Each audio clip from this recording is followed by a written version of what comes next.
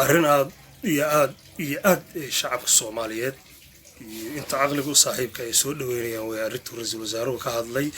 waana arrin loo baahnaa waana guul iyo horumar ay nabad iyo nolol ku tallaabsatay waxaan rajeynaynaa inay iyagu ku soo noqdaan xukunka baan u rajeynaynaa dalkana sida ra'iisul wasaaraha iyo madaxweynuhu ay wadaan doorashada ka dhexeysa oo in ay dalka ka dhacdo doorasho qof iyo cod ah waa arrin aad iyo aad loogu farxo waan soo dhaweynaynaa waana horumar ayaan leeyahay iyo guul iyo dimuqraadiyaddii oo sii korortay waxaan ku guda jirnaa xilligii doorashada sida wasiirada badankooda ay sheegeen oo ay tahay in doorashadu ay ku dhacdo jawi midnimo iyo mid wada tashi si aan u xaqiijino rabitaanka shacabka Soomaaliyeed meel walba ay joogaan shirka golaha wasiirada maanta waxaa ka soo baxay marka in golaha wasiiradu ay si joogto ah uga shaqeeyaan dardargelinta fududeynta ka shaqeynta sida ay ku dhici lahayd doorasho ummadda Soomaaliyeed ay isla ogoshahay waxaa kaloo halkan laga soo jeediyey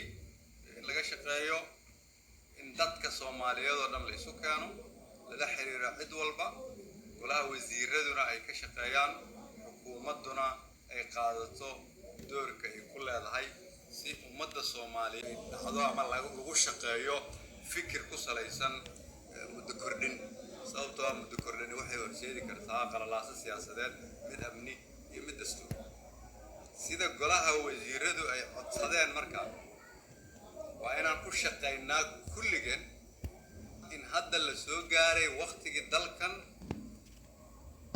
iyadoo talada la wadaagayo laga samata bixin lahaa meesha aan joogno lana gaarsiin lahay doorasho dadka Soomaaliyeed ay ku midaysan yihiin sida aan hore u sheegay golaha wasiiradu way soo shaqeeyaan way bixiyaan juhdi aad u fara badan assalaamu calaykum daawadayaal waa Shabeelle Media aad uga barateen inuu barnaamijyo xiiso leh idin soo gudbiyo waa arrin aad u farxad leh mar haddii uu ra'iisul wasaarihii dalka horta ka dhawaajiyey in ay ka go'an tahay in doorasho xalaal ay dhacdo oo 2021 uu dalku noqdo doorashadiisu mid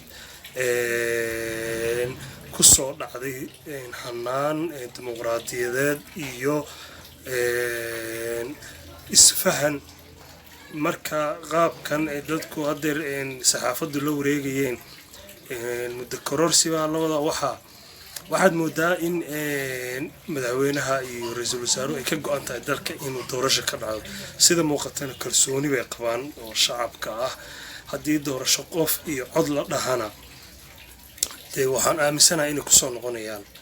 haddii mid baarlamaaniyan u dhacdana inay ku soo noqonayaan ayaan aaminsanahay nimanka waxa badan bay qabteen dalka ra'iisul wasaarahana sida uu hadeer ka dhawaajiyey waa ay ka go'an tahay siduu sheegaya in uu dalku noqdo mid doorasho ka dhacda si looga fogaado qalalaasaha iyo